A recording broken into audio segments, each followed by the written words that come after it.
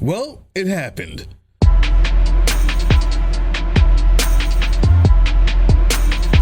Is she crying? You know, all the tears and the heartache? No? Turns out Nancy Mace doesn't have a tear to shed for this one.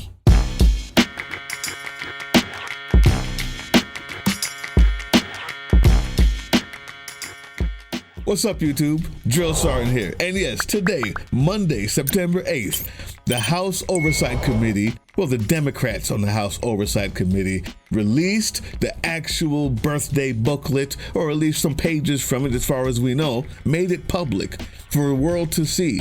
Not a reporting on Washington Post. You remember that? Yeah, that's the one where Trump said didn't exist. It's all a hoax, like everything else. And he was going to sue Rupert Murdoch for putting that out there. Turns out, I can't wait to see the discovery of that. Because this that we just got right here, yeah, that's from the Epstein estate. Now, not only did this come out, the original from the estate, from the book, the birthday book, yeah, that doesn't exist. This also came out. No, let me make it full screen. Read this. New page from Epstein's birthday book. Epstein and a longtime Mar-a-Lago member joking about selling a fully depreciated woman to Donald Trump for $22,500. Now I'm wondering, Nancy Mace, hearing this, with your history, are you going to cry now? Because the last time you walked out because you couldn't take the strain of one of the actual survivors telling you those horrible stories, and you walked out crying, all red-faced, and then went right on Twitter the next day to say that Donald Trump was somehow the savior of these women, turning her back on every single one of those survivors, not even 24 hours later. Will you cry now? And it turns out the Democrats can fight for something. It turns out they can. I want to talk about why, but first I want to ask, when Marjorie Taylor Greene said this, as you're questioning, why can't they just name the names? What you don't realize is they just told their stories of being raped and being abused, being victimized, being manipulated, being coerced, and basically held in a prison of captivity of sexual abuse while they were young teenagers and extremely young, vulnerable women. And in Jeffrey Epstein's home and the places they went with him, they saw the most powerful people in the world in his pictures, and they saw him with those people. Can you imagine how terrifying it would be to name names like that? These are some of the richest, most powerful people in the world that could sue these women into poverty and homelessness. Yeah, it's a scary thing to name names, but I will tell you, I'm not afraid to name names. And so if they want to give me a list, I will walk in that Capitol on the House floor and I'll say every damn name that abused these women. So Marjorie, you going to say that name?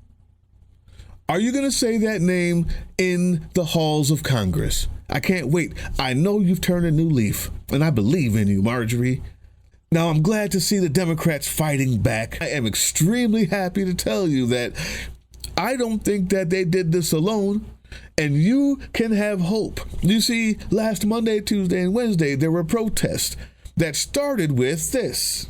Monday, September 1st, Tuesday, September 2nd, and yesterday, Wednesday, September 3rd, a metric fuck ton of liberals, progressives, Democrats, leftists, and independent Americans, which I call the American left, gathered from all across the country and met in Washington, D.C. Then we marched our happy asses back to the congressional office buildings, and we proceeded to go inside each of the three buildings.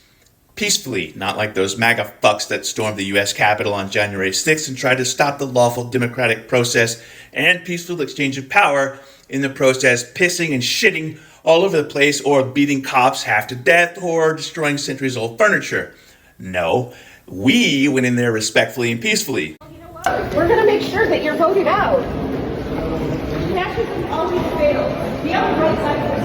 You can't show up to your own district. But I digress. Now, I have an update that says we finally got the Democrat establishment's attention with the removal coalition. I guess it took civil rights warrior Al Green to finally get these motherfuckers to pay attention. Or maybe it was the enormous crowd of American citizens that went directly to their offices, which is the most effective form of making yourself and your opinions known to them.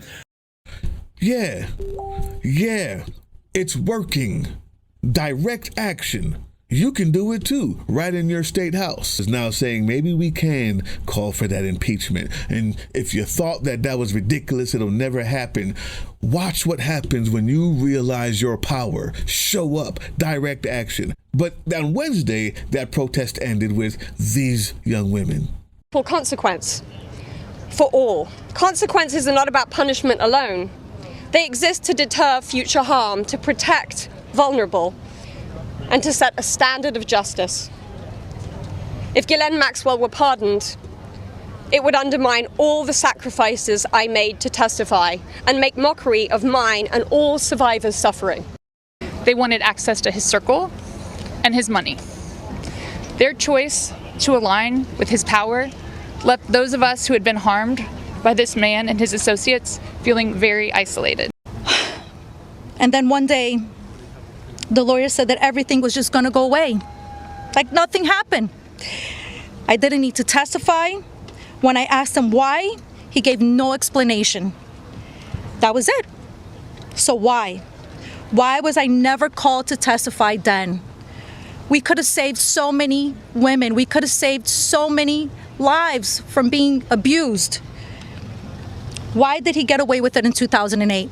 And I have a feeling that this type of protest, direct action, forcing the media to look at it, may have been what put this over the line, over the hump.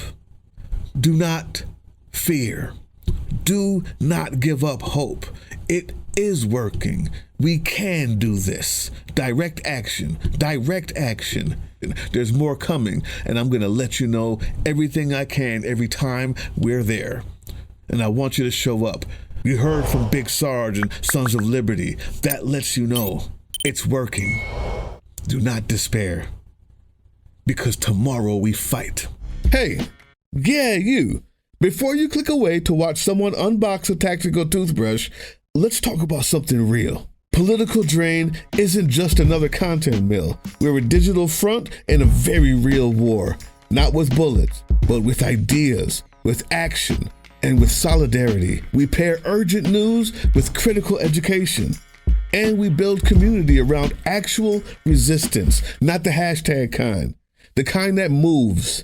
But here's the thing, none of this is free. It isn't.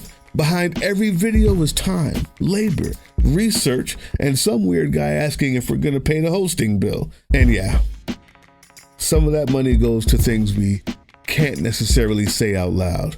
If you know, you know. Let's just say our special ops aren't Call of Duty LARPers. They're people making real moves to protect, uplift, and organize. You're not just funding a channel. You're funding a resistance network in a world where capital still calls the shots. Unfortunately, in a system built on artificial scarcity, even mutual aid has a price tag. And if we want to grow, if we want to win, we need your help. We need your help. So if you've got even a few bucks to spare, toss it our way. It's not for ads, it's not for merch drops, but for people making moves in the shadows so others can do it in the light. It's just us and you. So fund the mission, fund the fight, fund the future, because nobody's coming to save us. We save each other. That's how this works. Follow us on all these things you see here, and our link tree is in the description. Maybe even get some merch.